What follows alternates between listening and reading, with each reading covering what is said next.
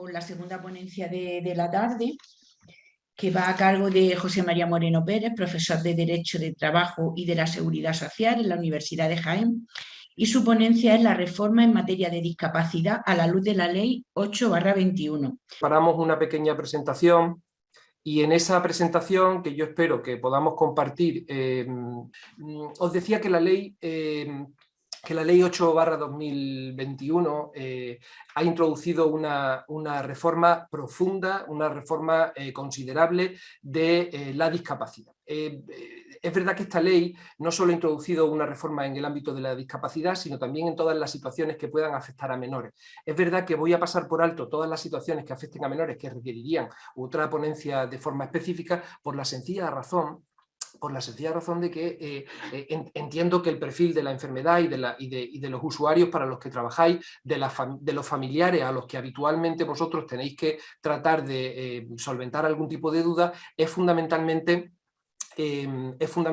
personas con edad. El Alzheimer precisamente viene asociado fundamentalmente a una edad avanzada, y en esa edad, sé que en la edad avanzada cada vez nos encontramos con casos más precoces, pero también es verdad que se nos presenta cuando una persona pues ya tiene una vida plena. Es decir, no partimos de una discapacidad que pueda nacer en la menor edad o que pueda ser de nacimiento, sino que es una discapacidad sobrevenida, y por lo tanto nos vamos a centrar en ese perfil que tendrían los usuarios o la mayor parte de los usuarios para los que trabajamos.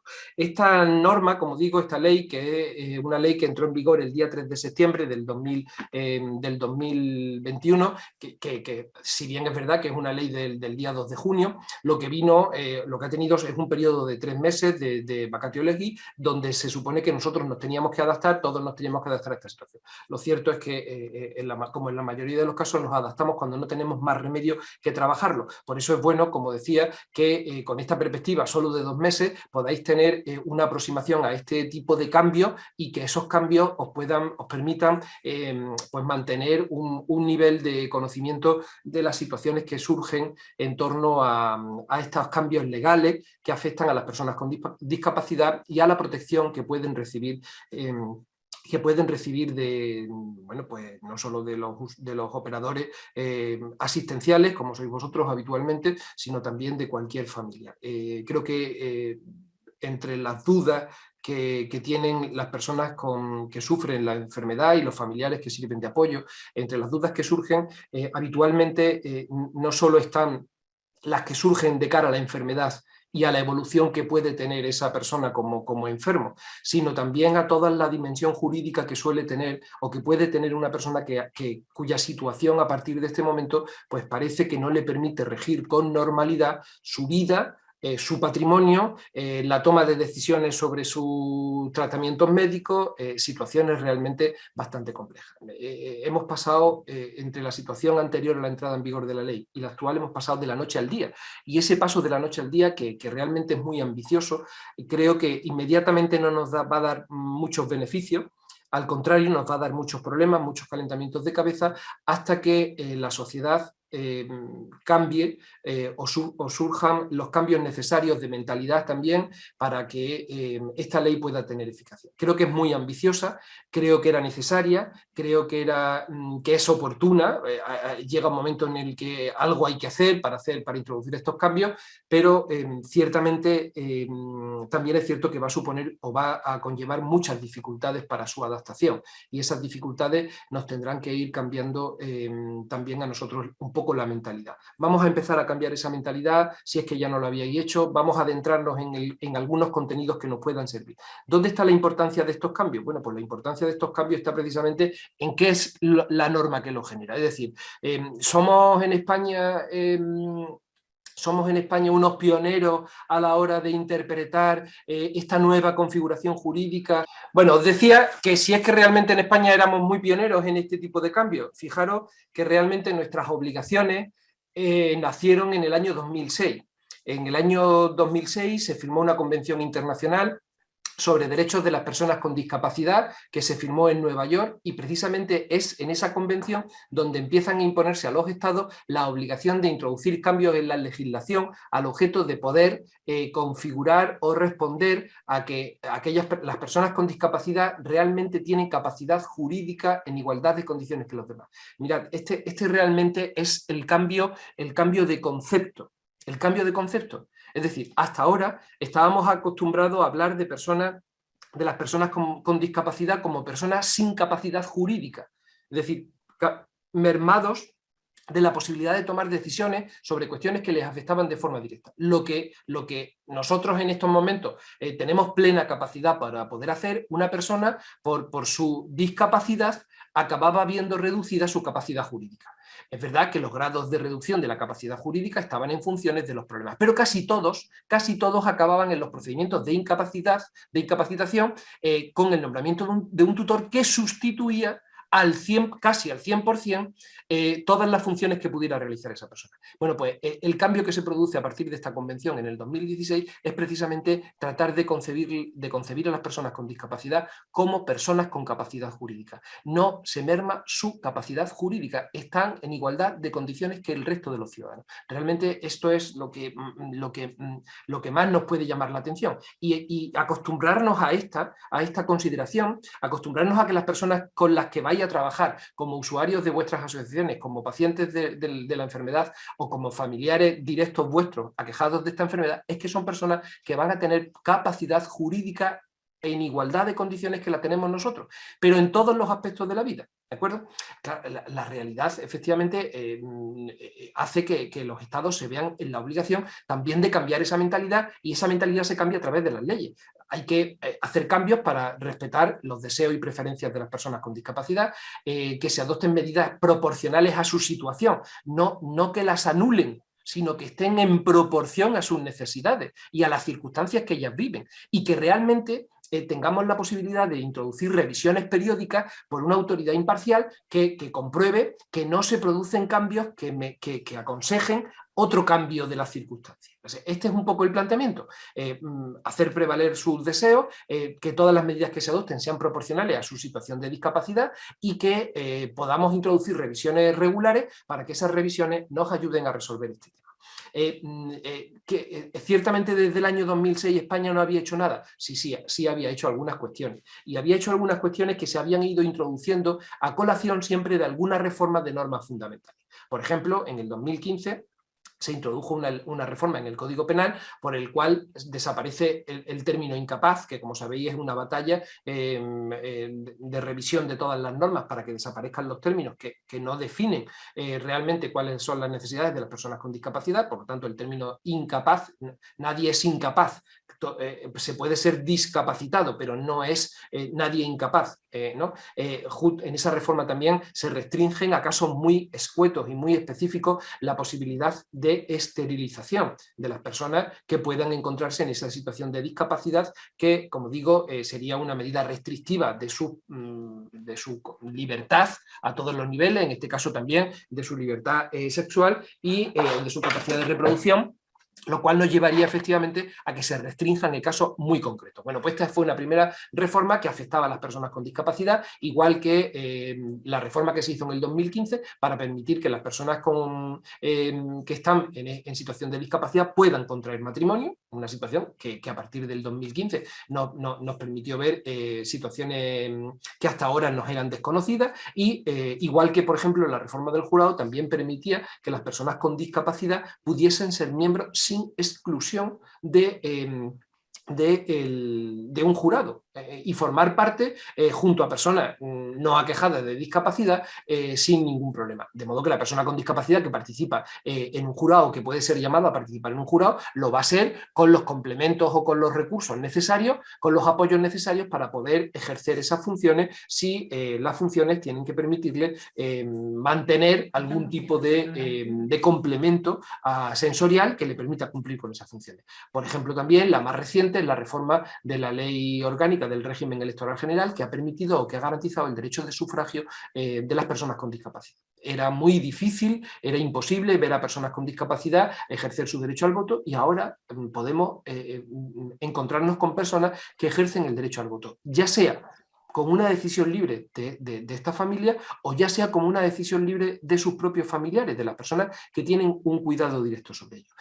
¿Esto es una adulteración del derecho de sufragio? Entiendo que no es una adulteración del derecho de sufragio, es un reconocimiento de que cada uno de nosotros tenemos unas limitaciones a la hora de cumplir con nuestra función en la sociedad, lo cual no nos impide disfrutar también de algunos de nuestros derechos. Y el derecho de sufragio puede ser un derecho ejercido por una persona con discapacidad, en este caso, bueno, pues para garantizar precisamente esa integridad o esa capacidad jurídica plena que tendría como el resto de los ciudadanos. Tan ciudadanos somos, pagamos impuestos en las mismas condiciones y también podemos ejercer nuestro derecho al voto en las mismas condiciones. Nadie tiene duda que si una persona con discapacidad es propietaria de un inmueble, no por eso va a dejar de pagar el recibo de la contribución, o no por eso va a dejar de hacer declaración de la renta si está obligado a ello, o pagar el impuesto de sociedades si tiene un patrimonio que le obligue a hacerlo. Es decir, porque esa persona, aun cuando efectivamente también en el ejercicio del pago de sus impuestos pueda tener algún tipo de beneficio, pero si esa persona puede pagar sus impuestos, ¿por qué no puede ejercer su derecho al voto? Estos cambios, esta aceptación de la realidad es la que de alguna forma nos tiene que ayudar a nosotros también a cambiar un poco nuestra mentalidad. Efectivamente, el cambio es un cambio radical. Es un cambio radical porque a partir de este momento las personas que viven en situación de discapacidad no se sustituye su voluntad. Siempre la preferencia es que se respete cuál es el alcance de su voluntad y de sus deseos o sus preferencias. Y esa preferencia o ese respeto nos tiene que llevar a aplicar medidas que nos garanticen que podemos conocer la voluntad o las preferencias de las personas con discapacidad. Fijaros hasta qué punto llega este cambio. Una persona con discapacidad, ahora nos vamos a encontrar que también puede otorgar testamento. Hasta ahora era una actividad totalmente limitada a una persona con discapacidad. En cuanto el notario veía que la persona no podía estar en el pleno uso de sus facultades mentales o en sus facultades de plena capacidad de entendimiento, de comunicación, evidentemente no podía recoger el testamento. Sin embargo, ahora hay un mandato expreso para que las personas con discapacidad puedan también ejercer estas funciones siempre que se garanticen algunos mínimos o algunas situaciones que tienen que vigilar, en este caso, los notarios para cumplir esa función. Fijaros, vuelvo a repetir, si esto no es un cambio radical en nuestra mentalidad, evidentemente, ¿no? Hay que tratar de favorecer la independencia en la toma de decisiones de las personas con discapacidad, que afecten tanto a su vida personal como al patrimonio, y también tratando efectivamente de adoptar, de facilitar, de favorecer todas aquellas medidas de apoyo que sean necesarias para que puedan tomar sus decisiones. Es decir, hemos cambiado la mentalidad de convertirlos en personas incapacitadas, es decir, reconocerlas incapacitadas jurídicamente, a entender que tienen capacidad y que les vamos a completar con aquellas medidas de apoyo que sean necesarias. ¿Qué medidas? Pues aquellas que sean necesarias a cada caso concreto. La discapacidad es múltiple y realmente se han previsto algunas medidas para que se puedan adaptar a cada una de las diferentes situaciones. Así que ciertamente este es el concepto que conlleva la reforma, ¿no? Una reforma que, como veréis, afecta al Código Civil, afecta a la ley del notariado, afecta a la ley de enjuiciamiento civil, afecta a la ley del registro civil, afecta a la ley de jurisdicción voluntaria, incluso al Código de Comercio. Es decir, es un cambio, se ha introducido un cambio en infinidad de leyes. A los juristas nos tienen ahora pues un poco patas arriba, pues tratando de que no se nos pase, que no se nos despiste ninguno de los cambios que se han introducido, porque hasta en un divorcio puede haber modificaciones que afecten precisamente a estos cambios introducidos en la norma. Un cambio, por lo tanto, importante y considerable. A partir de ahora, efectivamente, ya no hablamos de las causas de incapacidad de las personas. Es decir, el Código Civil antes tenía un capítulo que hablaba de la incapacidad de las personas. Cuando una persona es incapaz, ahora no hablamos de la incapacidad de las personas, hablamos de las medidas de apoyo a personas con discapacidad en el ejercicio de su capacidad jurídica. Es decir, personas con discapacidad es el punto de partida, es el reconocimiento. Pero lo que buscamos es que ejerzan su capacidad jurídica porque la tienen, ¿de acuerdo? Y aquellas medidas que se han de adoptar precisamente para apoyar la toma de decisiones en el ámbito de su capacidad jurídica. ¿Por qué motivo? Pues precisamente por el reconocimiento de la discapacidad que les aqueja o con la que conviven. Esa circunstancia, esa situación, es la que de alguna forma introduce un cambio terminológico que es algo más, también es un cambio de concepto, pero fijaros hasta qué punto se cuidan en este sentido las modificaciones para entrar en el espíritu del acuerdo de la Convención de Nueva York que ya estaba cayendo en falta después de los años transcurridos. Efectivamente casi no íbamos a 20 años cuando se adoptan las decisiones, ¿de acuerdo? No se modifica por lo tanto la capacidad jurídica, una persona nace y muere con su capacidad jurídica a partir de la mayoría de edad sin ningún tipo de problema. Una persona que tiene capacidad jurídica a partir de la mayoría de edad, que es un poco la línea divisoria, disfruta de su capacidad jurídica aunque le sobrevenga una discapacidad, ¿de acuerdo? Así que quien aceptó o quien recibió plena capacidad jurídica, que nos suele venir con la mayoría de edad, siempre que no haya ninguna limitación a la hora de poder ejercer esas funciones, va a poder disfrutar. En el caso de los pacientes de Alzheimer, cualquiera de nosotros, disfrutando de nuestra plena capacidad jurídica, podríamos llegar al padecimiento de la enfermedad y a partir de ese momento que nuestra capacidad jurídica, a pesar de que tengamos o padezcamos la enfermedad, suframos las consecuencias de esta circunstancia, no se convertiría en una modificación de nuestra capacidad jurídica. Es decir, reconocer a todas las personas con capacidad jurídica es el gran esfuerzo, porque hasta ahora estábamos muy acostumbrados a clasificar a las personas si tenían o no tenían esa capacidad jurídica, ¿de acuerdo? Desaparece, por lo tanto, desaparece la regulación, o desaparece todo el procedimiento que permitía eliminar la voluntad por la incapacitación, esa incapacitación que se otorgaba judicialmente y que permitía que el juez reconociera que la persona incapaz iba a convertirse en una persona, que la persona con discapacidad iba a convertirse en una persona incapaz y sería sustituida en la mayoría de los casos, en el 100% de sus facultades, a través de un tutor. O sea, imaginaros, anulamos la capacidad de esa persona. Sin embargo, ahora esa persona no queda anulada en ningún momento. Es decir, solo el fallecimiento va a acabar con la capacidad jurídica de una persona, evidentemente como a cualquier otra persona. Así que desaparece la incapacitación y ahora en la toma de decisiones, en la capacidad jurídica que vamos a interpretar de las personas con discapacidad, no solo vamos a estar preocupados por las cuestiones patrimoniales, que eran básicamente de las que se nutrían el procedimiento de incapacitación. En muchos casos, además de ser una obligación legal, la incapacitación venía sobre todo cuando la persona incapacitada tenía que tomar decisiones sobre su patrimonio. Una persona incapacitada que tenía que gestionar una explotación agrícola, en Andalucía eso es muy habitual, que tenía que gestionar una propiedad, una vivienda que tenía alquilada, un apartamento alquilado, una segunda residencia, participar junto con sus hermanos en la gestión de una explotación común por herencia. Todas esas situaciones patrimoniales son las que acababan animando a que un enfermo de Alzheimer acabara solicitando sus familiares más cercanos los procedimientos de incapacitación, porque era la única forma de conseguir que esa persona pudiese ser sustituida desde el punto de vista legal, puesto que carecía de esa capacidad jurídica. Bien, pues ya no vamos a buscar esos procedimientos de incapacitación porque no solo nos afectan las cuestiones patrimoniales, que a lo mejor ahora las solucionamos de forma más sencilla y más lógica, y pensamos también que se pueden adoptar decisiones en el ámbito del domicilio, de la salud o de las comunicaciones, con quién se comunica o con quién no se comunica el incapaz, ¿vale?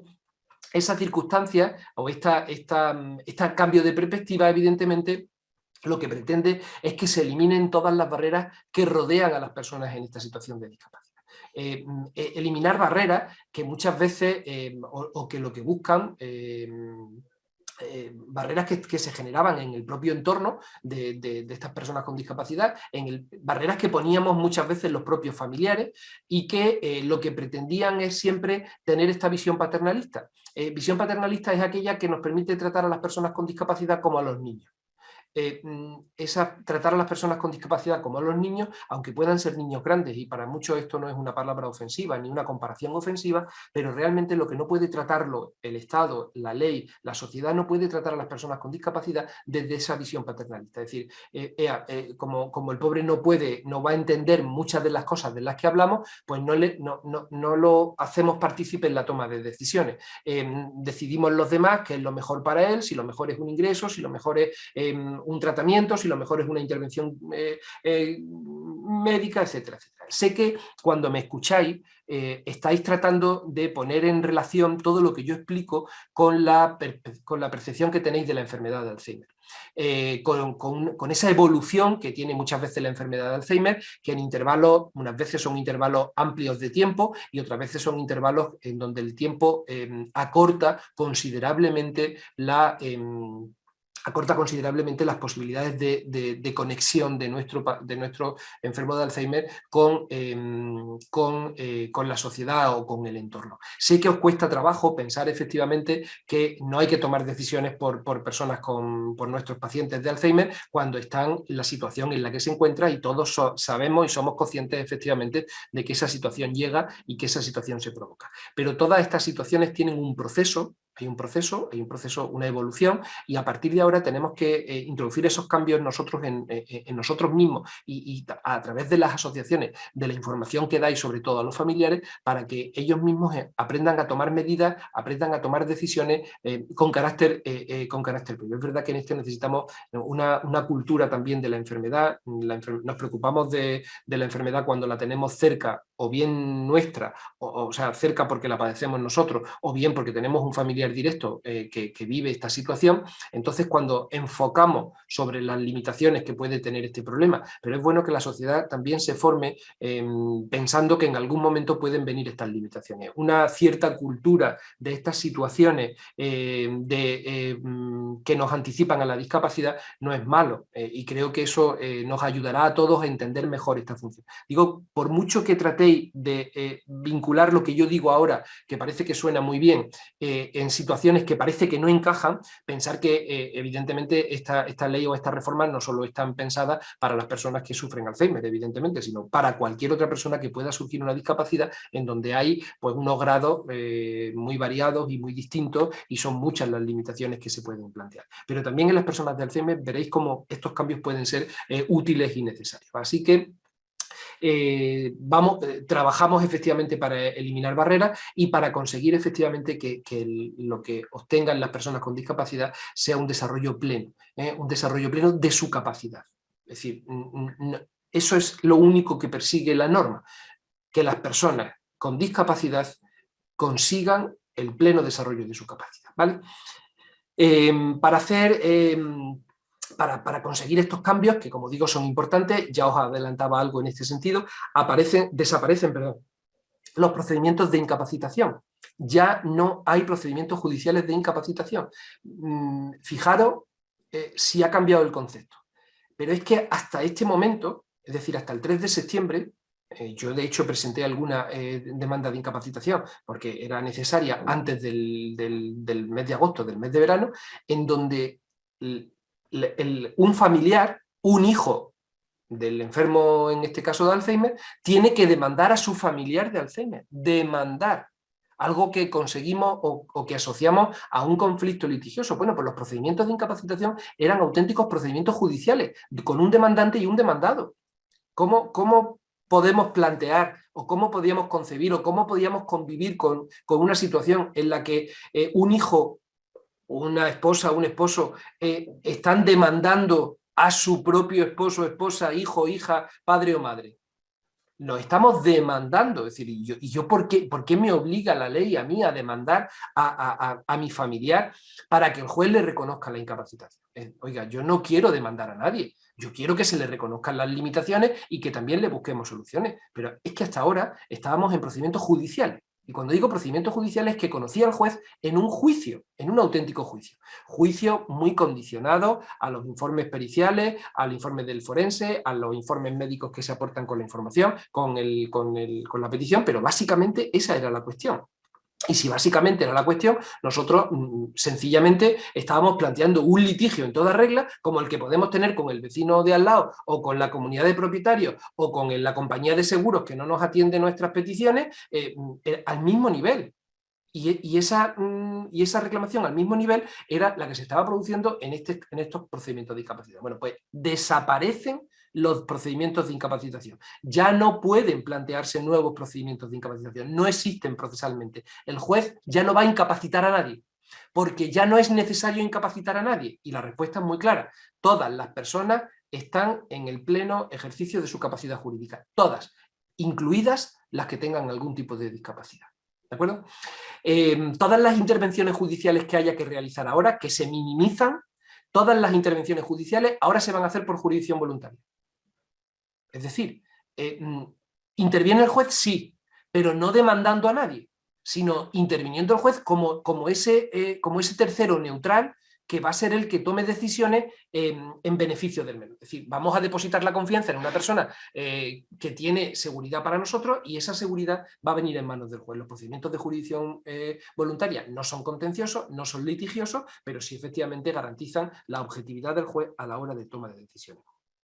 Desaparecen otras figuras para las personas, para los adultos, como pueden ser la patria potestad prorrogada o la patria potestad rehabilitada, que son figuras que no afectan desde el punto de vista de la enfermedad de Alzheimer, probablemente no afectan tanto, pero que efectivamente nos conllevaría también a reconocer que desaparecen en el ámbito o sea, que desaparecen como figuras que juegan en nuestro derecho, ¿de acuerdo? Así que estas figuras también han sufrido un cambio que suelen afectar a personas de menor edad y a los cambios cuando adquieren la mayoría de edad. Y por último deciros también que también desaparece la tutela para personas con discapacidad, es decir, igual que ya no hay procedimientos de incapacitación, no se va a incapacitar a un enfermo, ciertamente ya no se le va a nombrar un tutor. Es decir, ya no hay figura de tutor. Ya no podemos hablar del tutor de las personas con discapacidad. ¿De acuerdo? Solo vamos a poder hablar de tutor en menores. Para casos muy específicos sigue quedando la tutela, pero solo para menores no emancipados sin patria potestad o para menores en situaciones de desamparo. Vuelvo a decir, no nos afecta. Si tuviéramos que ser concluyentes, diríamos que para el ámbito de nuestro trabajo, para la enfermedad de Alzheimer, la tutela ha desaparecido. Ya no hay tutela. ¿De acuerdo? Así que adoptaremos otras medidas con las personas con discapacidad, pero como no van a ser incapacitadas, no hay que nombrar un tutor que las convierta o que las complemente o que las suplante respecto de su capacidad jurídica. Vuelvo a decir, fundamentalmente porque la capacidad jurídica sigue estando presente en todas las personas. Para poder solventar esta situación, para poder, si todo esto es lo que dejamos atrás, ¿qué es lo que nos ofrece ahora la nueva norma? ¿Qué nos ofrece la reforma? ¿Cómo configura la ley? ¿Cómo vamos a poder ayudar a las personas que sufren una discapacidad y que efectivamente tienen capacidad jurídica? ¿Vale? Hasta ahora parecían dos conceptos contradictorios. Discapacidad y capacidad jurídica parece que estaban enfrentadas. Sin embargo, ahora sabemos que no están enfrentadas. Vale, no están enfrentadas, pero necesitaremos apoyar, complementar esa discapacidad con aquellas medidas que, siendo necesarias, le permitan obtener el apoyo suficiente al enfermo para poder llevar a cabo esa capacidad jurídica que tiene. ¿De acuerdo? Aquí se nos abren una serie de situaciones que nos van a favorecer. Porque simplifica. Mirad, las dos primeras no requieren intervención judicial, las voluntarias y las de guarda de hecho. No requieren intervención judicial, por lo tanto, sería tanto como decía, oye, ya como no requieren intervención judicial, cada uno puede ir por su cuenta. Bien, de acuerdo, perfecto, cada uno puede ir por su cuenta, pero realmente en la configuración de las medidas voluntarias y en la guardia de hecho, conviene tener también un asesoramiento que desde el punto de vista del perfil de las asociaciones o de los servicios jurídicos va a seguir siendo importantísima. Luego está la curatela y el defensor judicial, que sí requieren la intervención judicial, como ahora veremos. Mirad, las voluntarias no son estrictamente novedosas, pero sí en la configuración que tienen. Así que la configuración que tienen son diferentes. Mira, por voluntarias o por medidas voluntarias entendemos aquellas medidas que se adoptan por el por la persona cuando todavía está en su plena capacidad, es decir, cuando no está quejado de ninguna discapacidad, y cuando están y que se adoptan por si en algún momento surge ese problema o esa discapacidad. Es decir, es lo que llamamos poderes preventivos, para que lo entendáis. Cualquiera de nosotros, ahora mismo, que no estamos aquejados de una discapacidad, y si estamos aquejados de una discapacidad, no nos impide poder otorgar ese poder, nos presentamos delante del notario y le manifestamos al notario que queremos regular cuál va a ser nuestra situación para el caso en el que nos sobrevenga una discapacidad. Es así de sencillo. O sea, tan sencillo como decirle al notario, mire usted, yo si preveo, mi padre padeció Alzheimer y yo a lo mejor tengo alguna predisposición genética a tenerlo. Si yo voy a tener una predisposición genética a tenerlo, quiero que las personas, quiero disponer cómo quiero regir mi vida en el caso en el que yo padezca en la situación de discapacidad. De modo que, en previsión de dificultades, yo otorgo una escritura pública y faculto y digo todas aquellas medidas que quiero que se adopten respecto de mi persona o respecto de mis bienes. Estas medidas que se adoptan de forma voluntaria delante del notario en previsión de alguna circunstancia posterior, se convierten, por lo tanto, en las medidas preferentes para todo. Es decir, lo que yo he decidido antes de padecer cualquier tipo de enfermedad que me provoque discapacidad, va a ser lo que el juez y todos los que me rodeen tengan que respetar. ¿Vale? Claro, ¿cómo sé yo o cómo le damos visibilidad a este otorgamiento de poder? Porque yo puedo hacer el poder ahora en estas circunstancias y que mi mujer, por ejemplo, o mi familia no sepa que yo he otorgado el poder. ¿Cómo podemos ser conscientes de la existencia de este poder? Porque los notarios tienen la obligación de comunicarlo al registro civil. El registro civil se convierte en el instrumento que sirve de apoyo para conocer si una persona ha otorgado un poder preventivo para el caso en el que padezca una enfermedad. Por supuesto, muy pocos poderes preventivos nos vamos a encontrar con los pacientes antes del 3 de septiembre porque no era posible. Ahora, digo no era posible y ciertamente en muchos casos yo aconsejaba a miembros de la asociación o aconsejaba a mis clientes que efectivamente cuando detectaran una marcha, una evolución extraña en su familiar o en el familiar que les rodeaba, que adoptaran la medida precisamente de invitarles a otorgar este poder. Un poder para facultar a un hijo o a dos de sus hijos para que conjuntamente actúen, o a todos ellos para que se pongan todos de acuerdo y puedan tomar decisiones sobre la vida de esa persona. Es más, esos poderes incluían una coletilla diciendo incluso para el caso en el que sobreviniera alguna situación de incapacidad. Es decir, si después me resulta que me incapacita un juez, que ese poder pueda seguir sirviendo. Sobre la base de lo que ya se podía hacer, se ha potenciado con mucha fuerza los poderes preventivos. Así que a través de un poder preventivo nosotros podemos automáticamente establecer disposiciones que nos ayuden a solventar todos nuestros problemas o la toma de decisiones sobre las situaciones que sobrevendrían cuando nos encontráramos en discapacidad. Y siempre, como digo, van a ser las situaciones que sean preferentes. El registro civil tiene que ser el cauce que sirva para tener constancia efectivamente de la existencia de este poder, que se haga de oficio, es decir, lo tiene que hacer el notario obligatoriamente y no puede dilatarse en el tiempo, y también el registro civil dejará constancia de la existencia de ese poder otorgado para situaciones futuras con carácter preventivo en la hoja personal del otorgante, que generalmente será la de nacimiento, y se establece igualmente unas limitaciones para que esa información no salga en cualquier partida de nacimiento que se solicite del registro civil, sino que sea una publicidad restringida y solo cuando se solicite por algún interés específico aparezca efectivamente la existencia de soporte. Mire usted, yo quiero saber si mi mujer o mi marido hizo un poder preventivo y quiero saber qué instrucciones dio, pido la copia y puedo saber cómo ayudarle, ¿vale? Bueno, pues si esa información era desconocida para los familiares, realmente a través del registro civil siempre vamos a poder saber que efectivamente existe. Consejo: los poderes preventivos son la mejor solución para prever todas las soluciones. Eso nos ayudaría, nos permitiría que prescindiéramos en la gestión de muchas tomas de decisiones que afectan a las personas con discapacidad, que actuaran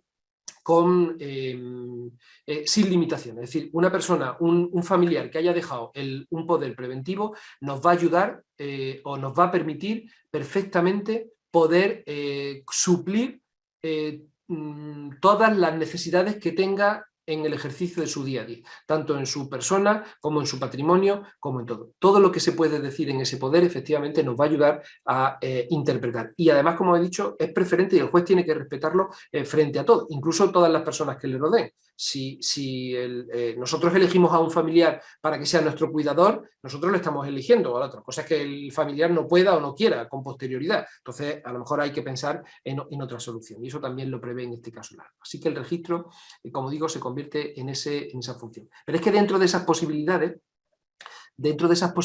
que nosotros tenemos en el ámbito de las distintas medidas que se pueden adoptar, a través del poder, a través de los poderes preventivos, también nosotros podemos nombrar al que queremos que sea nuestro cuidador. Nosotros podemos hacer una designación de nuestra curatela. Eso es lo que se conoce como la autocuratela, de modo que nosotros podemos designar quién queremos que sea, ojo, o quién queremos que no lo sea. Que eso también es muy importante. Algunas veces dice, mira, me da igual, el único que no quiero que sea es fulanito porque no está capacitado, porque yo creo que no me va a cuidar o porque tengo una serie de problemas con él que no me voy a sentir a gusto. Así que en todo menos este.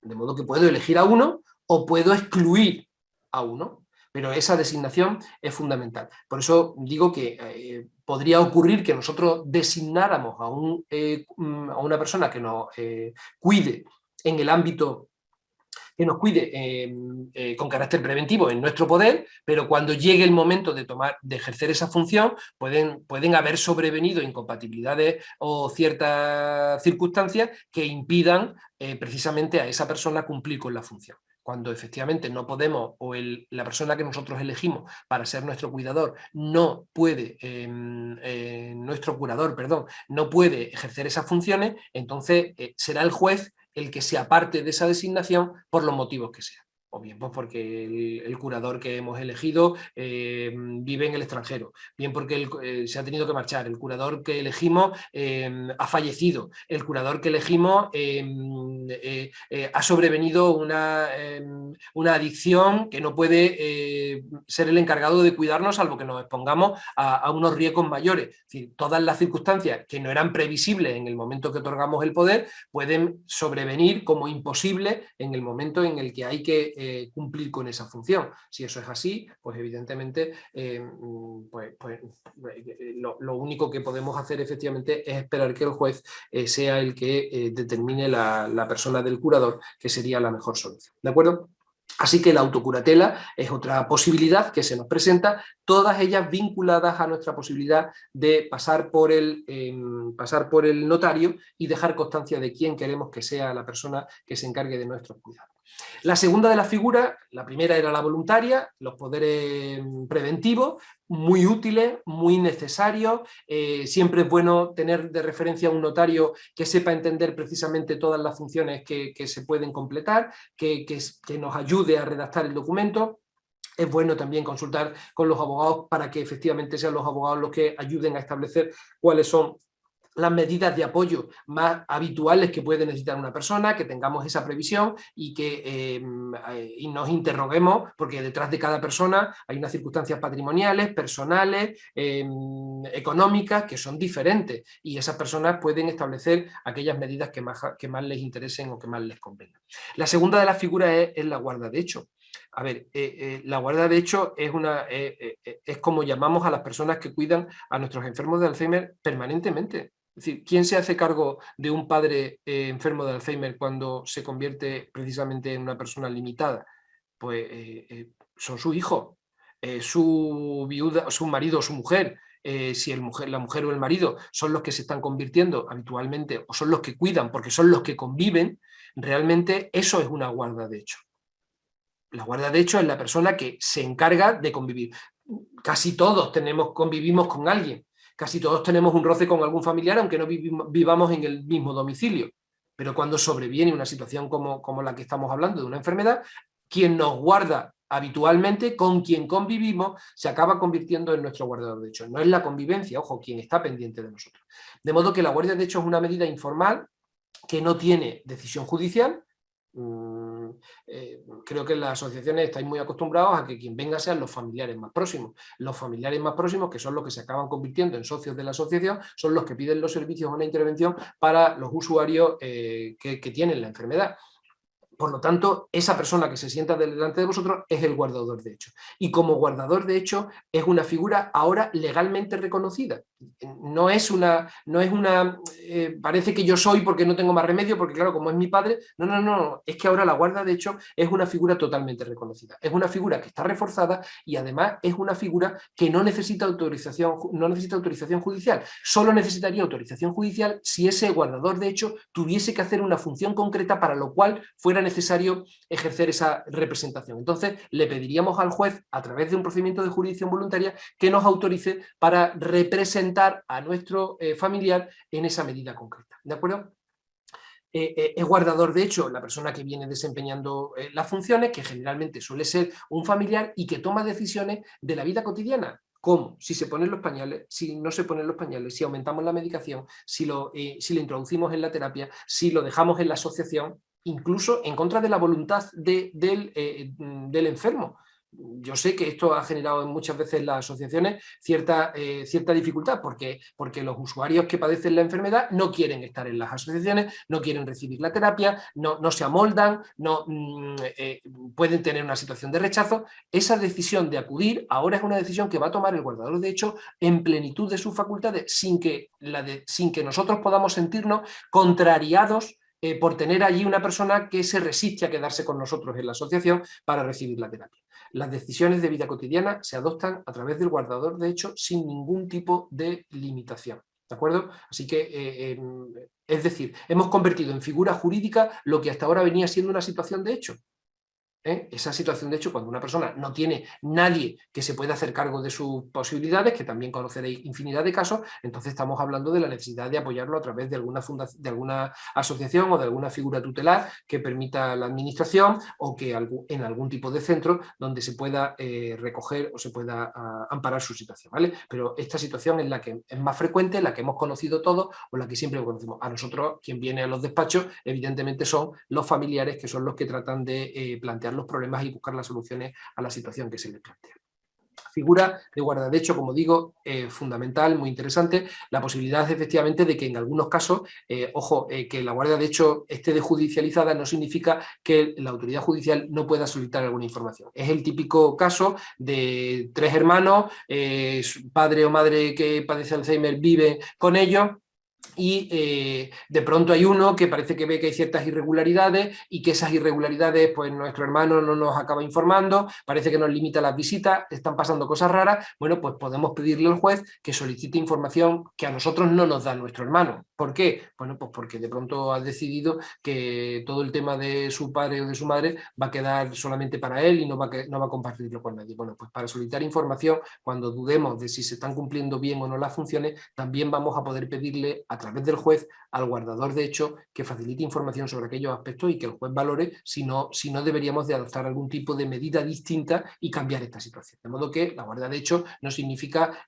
inmortalizar situaciones que puedan ser perjudiciales para el resto de los familiares, para el resto que tienen también todo el afán del mundo de querer preocuparse por sus enfermos o por sus familiares enfermos y estar como digo, perfectamente el día. Incluso la de rendir cuentas si en la gestión del patrimonio pudiesen darse situaciones extrañas, ¿de acuerdo? Situaciones extrañas que acabaran provocando cierta desconfianza de si se están haciendo las cosas bien, si todo el dinero que se gasta en beneficio de la persona con discapacidad, o si por contra se están atendiendo otras necesidades. En la Guardia de Hecho, efectivamente, nos vamos a encontrar para la toma de decisiones de algo que nos afecta también generalmente, que es el ingreso en residencias de ancianos de de las personas mayores, de nuestros progenitores, cuando necesitan ya una asistencia personalizada o no hay familiares que puedan atender a estos ancianos. Efectivamente, una persona que tenga algún tipo de demencia que se resista al ingreso en residencia, hasta ahora los directores de residencias nos decían que si no existía un procedimiento de incapacitación no podían retener a la persona con discapacidad. Esa era la realidad. ¿Las circunstancias actuales cuáles son? Pues la circunstancia es que con este nuevo sistema los guardadores de hecho, los familiares más próximos pueden decidir el ingreso en estos centros sin necesidad de tener que acudir a la vía judicial. No necesitan, por lo tanto, que sean incapacitados y no puede haber ningún problema en las residencias para que los familiares más próximos, identificados como tales, evidentemente con los requisitos legales necesarios, puedan valorar estas circunstancias. Por lo tanto, Sí, digo María, que Dime. tengo dos preguntas sobre lo que has estado hablando hasta ahora. Venga. ¿La hago o la hacemos al final? Pues como queráis. Bueno, Si están relacionados con lo que llevamos hasta ahora, Sí, pues podemos hacer un receso sí. y os lo explico.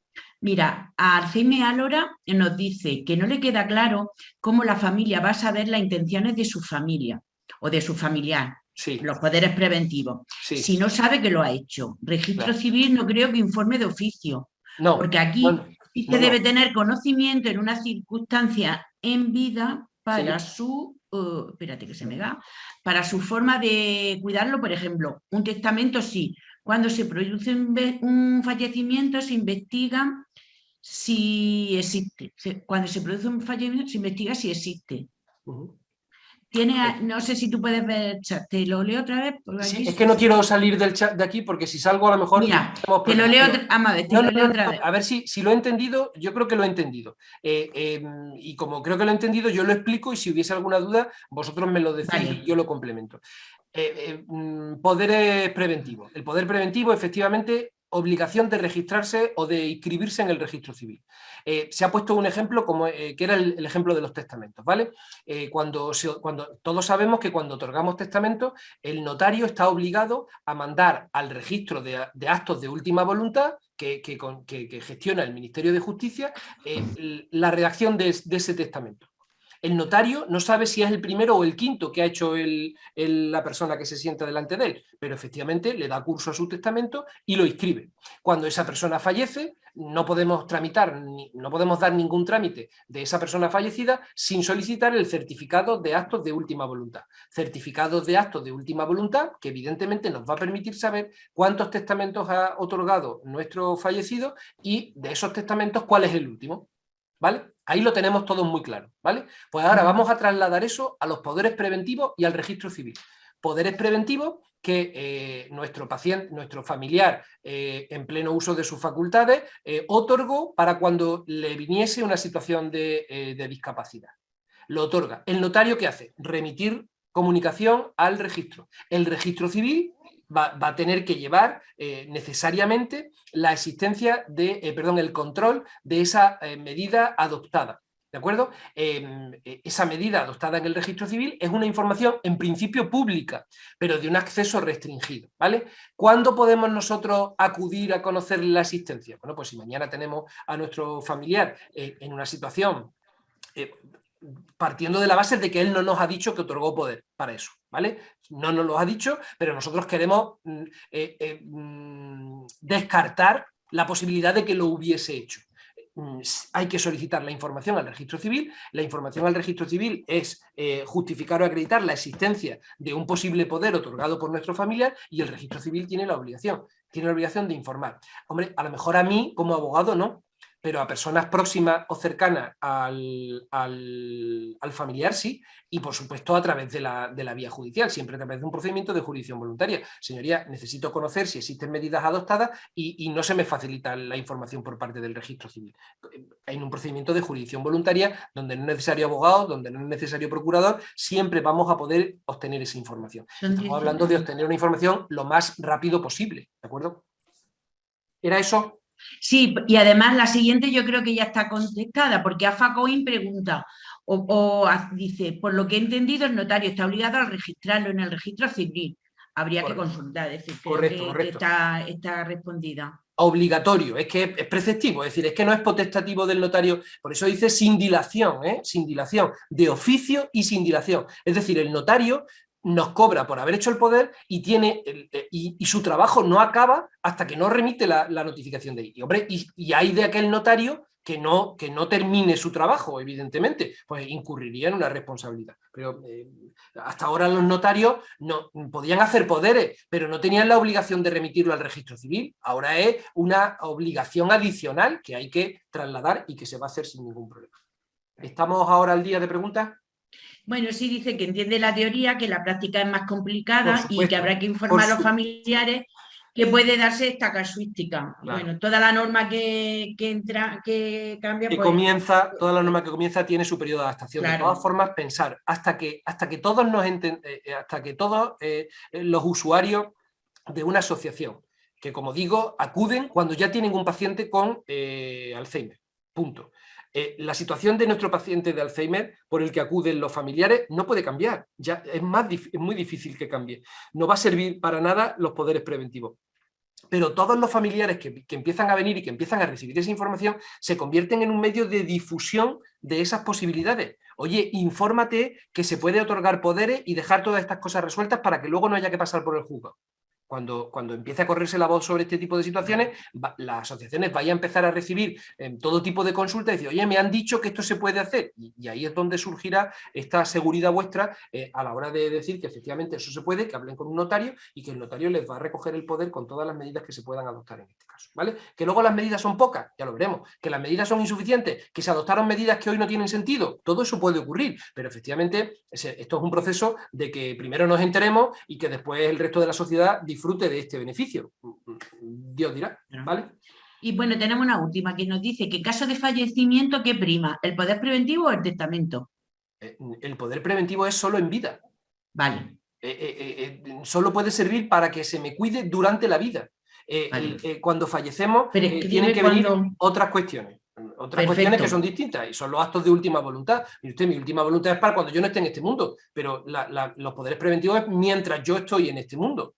Son dos cosas diferentes. Queda claro. Correcto.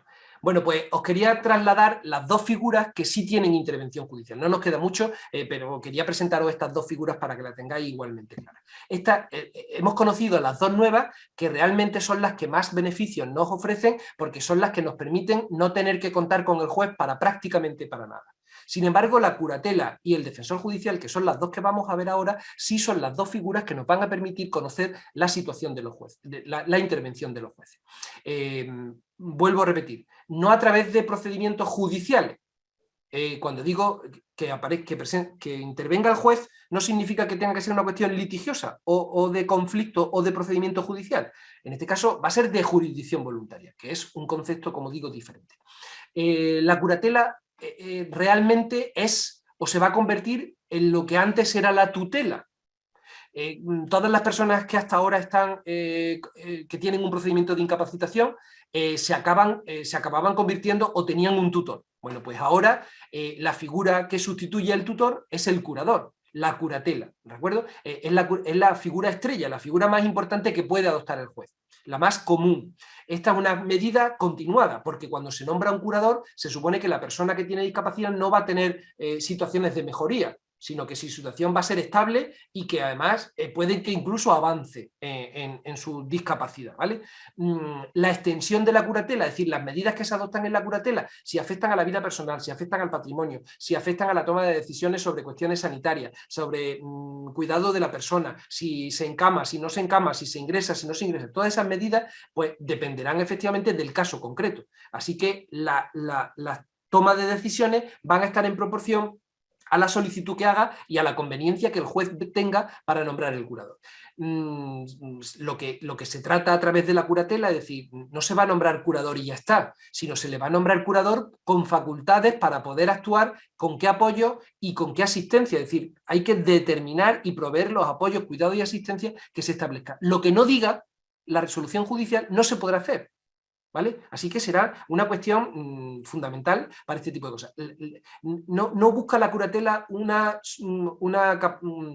no busca la curatela una sustitución jurídica a todos los niveles, busca casi con toda seguridad una protección desde el punto de vista asistencial. Una persona no puede quedar descuidada en sus necesidades básicas, por eso se le no va a nombrar un curador. Y el curador, como digo, lo va a nombrar el juez de entre las mismas personas que hasta ahora venían adoptando. La curatela será la figura que necesiten en la mayoría de los casos nuestros pacientes de Alzheimer si no han tomado o no han adoptado con carácter previo poderes preventivos y si la figura del guardador de hecho tiene algún tipo de conflicto, ¿vale? Entonces, descartados los poderes preventivos, que como digo, hasta que no empiecen a otorgarse, no servirían. Ya hoy, mañana podríamos ir a otorgar poderes preventivos, pero hasta el 3 de septiembre, era muy difícil otorgar este tipo de figuras, pero la curatela realmente es la que va a afectar a la generación con los usuarios que nosotros actuamos a partir de esto. Ya no podemos decirle, no, tienes que ir a buscar a un abogado que te ayude a resolver la incapacidad. No es correcto. Tendrás que hablar con alguien que te ayude a decidir qué medida de apoyo es la que necesita, en este caso, vuestro familiar. ¿Qué tipo de medidas? Si con el guardador de hecho tenemos suficiente, si hay alguna medida adoptada voluntariamente o si no, acudimos al juez y que nombre una curatela con las medidas concretas que necesita. De modo que el curador no representa al familiar o a la persona con discapacidad, salvo que excepcionalmente el juez también le otorgue esas facultades. De modo que podrá otorgarle las facultades representativas y a partir de ese momento sí podemos sustituir a la persona con discapacidad, a nuestro familiar. Si no, evidentemente, no. Si no están expresamente reconocidas, no habría posibilidad de hacerlo, ¿vale? La última figura que se puede otorgar es la figura del defensor judicial. El defensor judicial es la otra figura que el juez nos puede nombrar. ¿Por qué le llamamos defensor judicial? Pues mira, porque el defensor judicial va a servir para casos concretos. Es un apoyo ocasional y el apoyo ocasional sirve fundamentalmente cuando existen conflictos de intereses. Por ejemplo, mirad, el curador o el guardador de hecho habitual de una persona mayor es un hijo, ¿vale? Pero el enfermo de Alzheimer al que cuida su hijo tiene que ir a firmar una aceptación de una herencia porque ha fallecido el marido o la mujer, de modo que nuestro familiar de Alzheimer también es viudo o es viuda y tienen que comparecer a la firma de una escritura de herencia donde comparecen los 3 hermanos y nuestro familiar de Alzheimer. Vale. En condiciones normales se podría pensar que efectivamente la persona que ejerce las funciones de guardador de hecho podría firmar esas escrituras en nombre del paciente, pero la realidad es que en este caso el notario no lo va a permitir, va a exigir que haya nombrado un defensor judicial si no hay curador nombrado judicialmente para que podamos sustituir la voluntad del enfermo de Alzheimer que no puede saber el tipo de negocio jurídico que está firmando, para que ese defensor judicial firme esas escrituras de herencia porque entra en conflicto de intereses con el curador o entra en conflicto de intereses con el guardador de hecho. No pueden firmar el documento que le afecta a los 3 por si acaso en la toma de decisiones se está perjudicando al enfermo, ¿vale? Entonces, es un nombramiento puntual para la aceptación de la situación de aceptación de la herencia y cuando se termine la aceptación de la herencia terminan las funciones del defensor judicial. Por lo tanto, es una figura estrictamente coyuntural, no perdura en el tiempo y simplifica efectivamente la función. Mirad, estas son las figuras que afectan claramente a los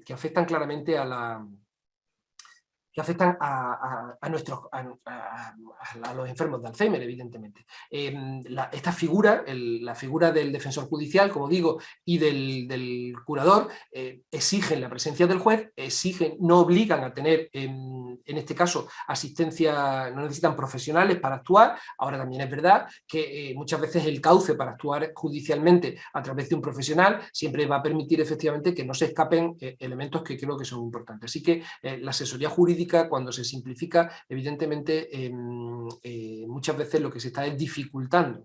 Entonces sí creo que sigue siendo conveniente a muchos niveles que se mantengan la colaboración con despachos de abogados al objeto de que se pueda trabajar en plenitud de conocimiento de causa y sin que se adopten medidas que podrían ser limitadas. Hay que tener una visión muy completa y muy de conjunto para adoptar las decisiones de la mejor forma posible. Mirad, estas son las reformas.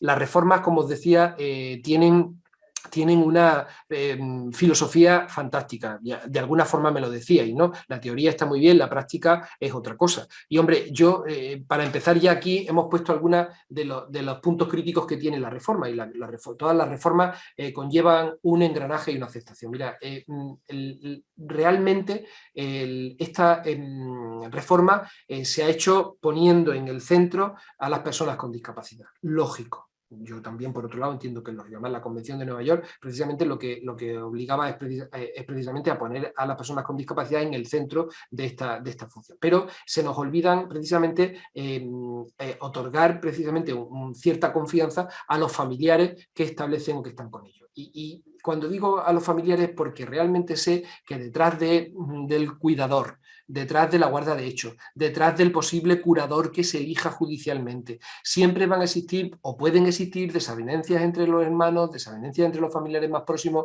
siempre hay alguna cosa que no se hace bien, siempre hay una decisión que no se adopta de forma correcta, si damos de baja la luz o no damos de baja la luz de la casa, porque ahora resulta que vive conmigo, que soy su cuidador de hecho, pero esa toma de decisiones sigue generando conflictos, puede seguir generando conflictos para los familiares y realmente creo que la medida adoptada no ayuda a que haya o a que puedan existir unas relaciones cordiales. La ley presume un buenismo y es que todos los hermanos se llevan maravillosamente, todos los familiares nos llevamos maravillosamente y sabemos que la realidad es muy diferente, muy distinta y eso lo estáis viviendo en vuestras asociaciones en el día a día. Creo que la ley también ignora los múltiples tipos de discapacidad. Creo que está trabajando con un perfil de discapacidad donde se puede presumir capacidad para regir personas y bienes, y eso no es real. Eso no es real. Y creo que en el Alzheimer tenemos el primer elemento. Cuando empieza el Alzheimer existen muchas posibilidades de que esa persona tome decisiones y rija y entienda lo que ocurre a su alrededor y se le puedan respetar esas decisiones, pero eso llega a un momento en el que la desconexión llega a tal nivel que es muy difícil interactuar o tener acceso a la voluntad de esos enfermos. Legislar con esta generalidad y con esta presunción de capacidad, que por otro lado creo que no puede ser de otra forma, no nos puede hacer olvidar que realmente detrás de la enfermedad o de lo que nos discapacita hay mucho grado, muchos niveles y esa diferencia de grados y niveles acaban complicando, ¿vale? Que haya desaparecido la figura del tutor transformada en el curador, pues quizás no es lo mejor. El tutor debería de regir o debería de seguir siendo útil en los casos graves, en los casos de discapacidad grave, en donde efectivamente, y además que perdura en el tiempo, donde es mucho más cómodo trabajar con un tutor que rinde cuentas anualmente que trabajar con una figura que está en permanente revisión y que hay que acudir al juez demasiadas veces. O sea, por simplificar el acceso al juez, ahora resulta que lo que hemos hecho es generar una nueva carga y es generar revisiones judiciales en el día a día. Eso es bastante complicado y posiblemente la figura del tutor tendría que haber perdurado para determinadas situaciones graves que se estabilizan en el tiempo. El guardador de hecho se ha desjudicializado, efectivamente, yo he dicho que las dos primeras estaban desjudicializadas, no tiene que intervenir y realmente la pregunta, ¿el guardador de hecho no debería de ser más consciente de que el juez puede vigilar todo lo que hace? No estamos dando pábulo a que determinados guardadores campen a su ancha en los cuidados, en la toma de decisiones que a lo mejor no siempre son las mejores o las sensatas. Mira, ¿y si el guardador precisamente decide que su familiar no tiene que recibir ningún tratamiento de estimulación o preventivo para que la enfermedad de Alzheimer no avance? Y sin embargo hay otros que sí, pero como yo soy el guardador de hecho, pues yo digo que no. Realmente eso tendría que permitir que el guardador de hecho también tuviese una vigilancia judicial, pero más institucionalizada, ¿de acuerdo? La necesidad de medios técnicos, como para todo, el cambio es tan grande que va a bloquear en muchos casos el funcionamiento de los juzgados. No existen equipos especializados que puedan dar esta información a los jueces para adoptar o para tomar la medida de apoyo que necesitan las personas con discapacidad. Y adoptar medidas de apoyo con personas con discapacidad, evidentemente, requiere a los profesionales que pueden informar sobre las necesidades en este ámbito. Creo que aquí las asociaciones de Alzheimer tendríais un sitio y deberíais de tener una capacidad de asesorar a los órganos judiciales para que en caso de valoración de cuál es la situación del grado de avance de la enfermedad de Alzheimer, seáis las asociaciones las que le digáis al juez qué va a necesitar ese paciente a partir de este momento. ¿Por qué? Pues, claro, también se lo puede decir un neurólogo al juez, pero evidentemente los equipos que trabajáis en las asociaciones de Alzheimer, quiero decir, sois unos equipos lo suficientemente multidisciplinares para que hagáis un informe desde el punto de vista psicológico, desde el punto de vista del trabajo social, desde el punto de vista médico, a todos los niveles, y esos cuidados a todos los niveles creo que podrían estar. Así que, Ángela, entre tu carpeta de reivindicaciones incluye efectivamente que las asociaciones puedan ejercer esta función de asesoramiento técnico a los órganos judiciales cuando tengan que tomar decisiones o medidas en las personas con discapacidad. Por último, os hablaba esto de la nueva carga, esto de tener que acudir con cierta regularidad a los órganos judiciales para que supervise lo que estamos haciendo, nos va a generar, hemos dejado de pedir la incapacidad, de la que la solicitábamos, la obteníamos y nos olvidábamos, a tener que solicitar ahora una continua revisión. Esto es algo efectivamente complicado. Mirad, la reforma en discapacidad es un proyecto ambicioso, os decía, es un proyecto necesario, es un proyecto que implica cambios en los operadores asistenciales, por ejemplo vosotros.